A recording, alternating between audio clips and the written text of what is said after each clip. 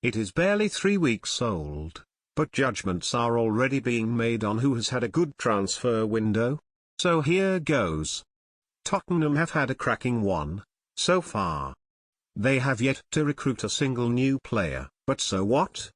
In the madhouse of Premier League spending, they currently represent what counts for a muted voice of sanity. It seems, in this day and age, that it doesn't matter who you spend money on, just as long as you are spending. Just as long as you are seen to be spending.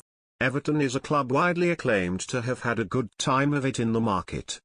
That may well turn out to be the case. They have certainly registered a fair number of new faces, to such an extent they are being talked about as a club that will realistically compete with Spurs for a top 4 place.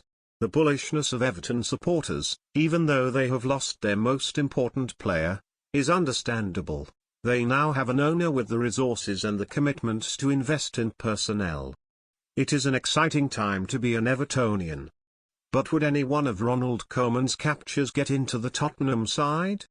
Michael Keane, with a recent relegation on his CV, ahead of Jan Vertonghen or Toby Alderweireld. Jordan Pickford, with an even more recent relegation on his CV, ahead of Hugo Lloris. David Klaassen, 6 years at Ajax without getting a big move, ahead of former teammate Christian Eriksen. You could go on. In Romelu Lukaku, Everton have lost the player who makes the greatest difference. He would not get into Spurs' team ahead of Harry Kane. Lukaku is now being paid at least double the amount Kane earns. Yet Kane is as certain to start the new season with Tottenham as Mino Raiola is to make another £50 million between now and the end of August.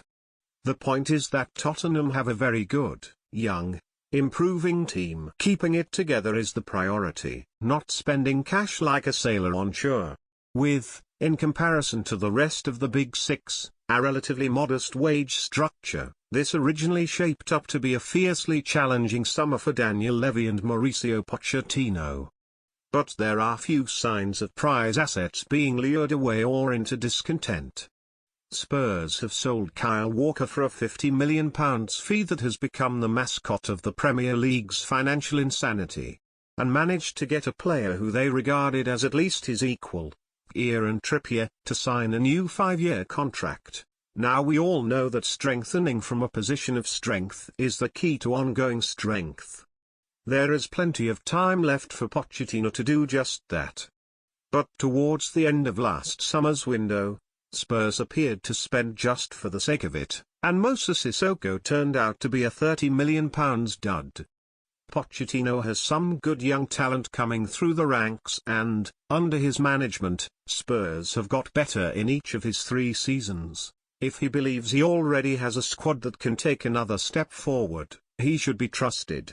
With a willing accomplice in Levy, Pochettino is hardly adding to the fun of the transfer fair. But if it doesn't, and there are no more departures, this will still be a good window for Spurs.